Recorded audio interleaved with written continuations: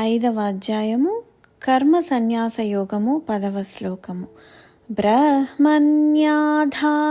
కర్మాణి సంగం త్యక్త్వా కరోతి యః లిప్యతేన స పాపేన పద్మపత్రమివాంభసా.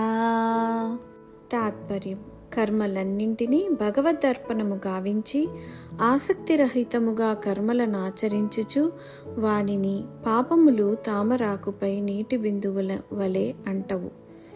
వివరణ: అటువంటి స్థితికి చేరుకున్న కర్మయోగి చేసే ప్రతి కర్మ ఆ పరబ్రహ్మకి అర్పిస్తాడు. అది కృష్ణార్పణమస్తు, శివార్పణమస్తు, శ్రీలలితార్పణమస్తు అని తన పరబ్రహ్మని ఏ విధంగా కొలుస్తాడో ఆ సచ్చిదానంద రూపానికి అర్పిస్తాడు.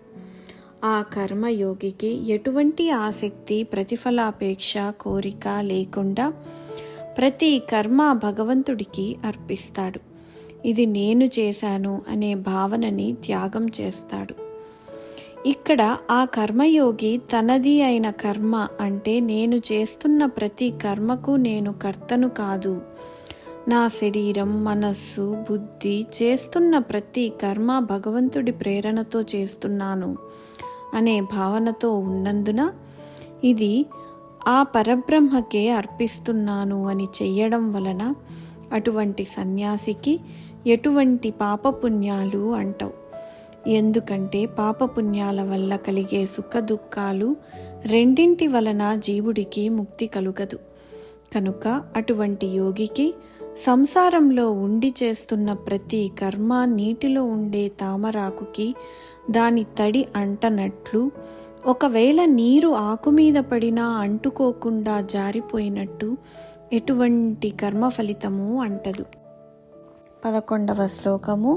కాయేన మనసా బుద్ధ్యా కైవలైరింద్రియైరపి యోగినః కర్మ కుర్వంతి సంగం త్యక్త్వాత్మశుద్ధయే.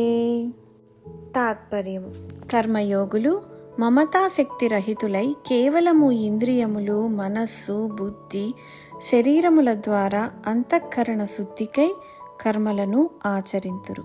వివరణ: కర్మయోగి, సన్యాసి ఇటువంటి స్థితికి చేరుకున్నాక కూడా కర్మ చేస్తూనే ఉంటాడు.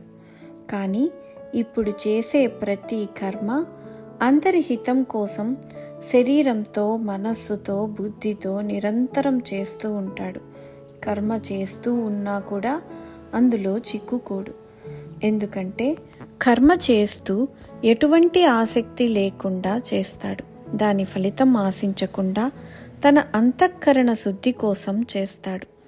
సన్యాసి శంకరాచార్యుల నిర్వణ శతకంలో చెప్పినట్లు తాను మనోబుద్ధి, అహంకారం, వాయువు, తేజము, పృథ్వీ, జలము, ఆకాశము ఏమీ కాదు, కేవలం చిదానంద రూపమైన శివుడన్న స్మృతిలో ఉంటాడు. ఆ జ్ఞానం వలన శరీరం, ఇంద్రియాలు, మనస్సు, బుద్ధి ఇవన్నీ నేను కాదు, ఆత్మతత్వమే నేను అనే భావనతో ఉంటాడు. అప్పుడు అది కర్మ సన్యాసం అవుతుంది.